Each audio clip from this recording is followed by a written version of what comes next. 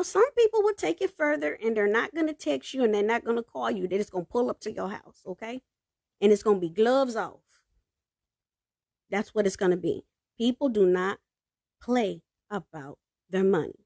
Okay, so we went over that. So, from a borrower's standpoint, when you get a loan, I'm just going to go over one more time. Don't avoid the person that you have got the money from. Don't take your time paying them back. Explain your situation to maintain you guys' relationship. Propose a new payment option. And lastly, don't buy other things before you pay this person back. Okay? So that's that on that. And let me just look at the comments. Hi, Irene. Thank you for joining.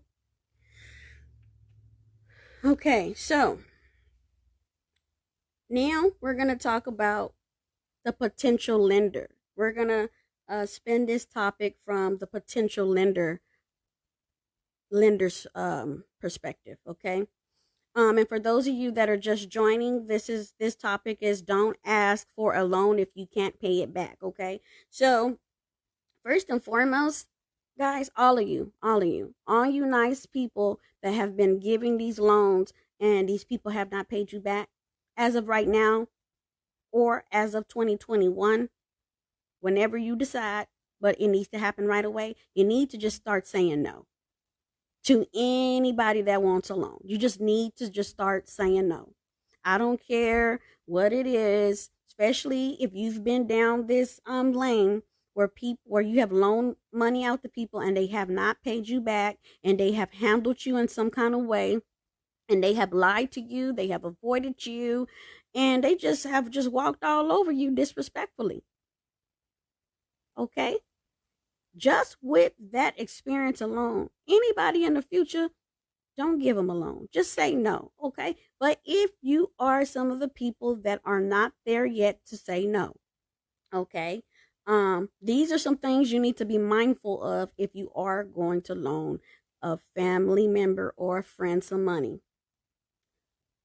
You need to be mindful that you might not never get that money back.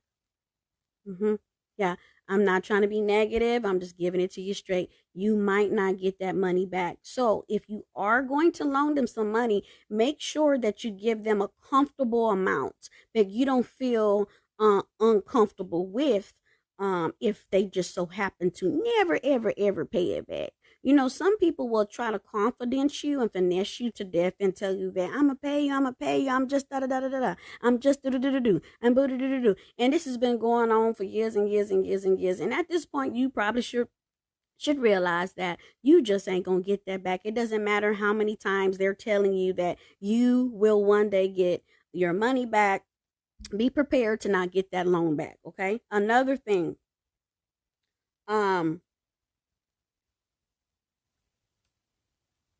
do not enable the people that you loan money to, okay?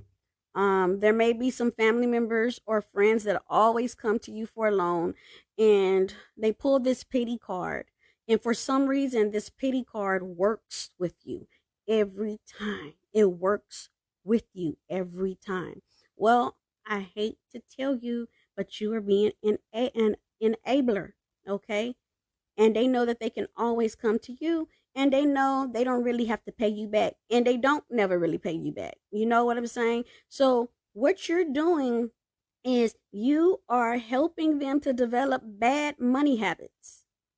You are, because you keep loaning them money, they never pay it back, you never say nothing, and they continue to ask you for money and you give it to them. You continue to give it to them. And see, what you're doing is, like I said, you're being an enabler, okay? Because they don't even have a chance to develop good money habits. That is a bad money habit, okay? All right, another thing, and I'm talking to the potential lenders out there. If you are going to loan the money, hold on, let me backtrack. Another reason why, like at the beginning when I said you really just shouldn't, you really just should say no. is because you might need that money for a bill. You might volunteer that information to that person that's asking you for the loan, but you may not. But you might have that $150 set aside for your electric bill. But this person has came to you and said, man, Ree, my radiator then went out and I got about $60, but I'm $150 short. Okay. And you feel bad. And you do have it, but you have it for something else. So if you need it for something important,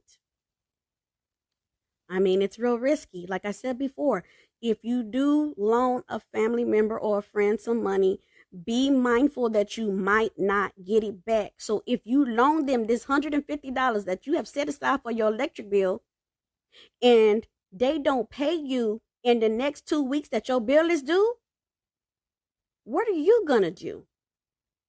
What are you going to do? So again, if you are going to loan a family member or a friend some money, make sure that it is an amount that you are comfortable with. You don't care if you get it back or not. Okay? Because you might not see it again. I'm just telling you this right. You might not see it again. And I can actually relate to this because if I was to sit up here and tell y'all how much money people owe me right now, my bank account would be real pretty golden right now. If I was to sit up here and tell you how much money I got laying out there from close family members and friends that owe me money right now, I have never seen it. It just became one lie after another. And then some of them didn't even lie. They just flat out act like they never even got a loan from me. And then try to ask for another loan as if they don't owe me money already.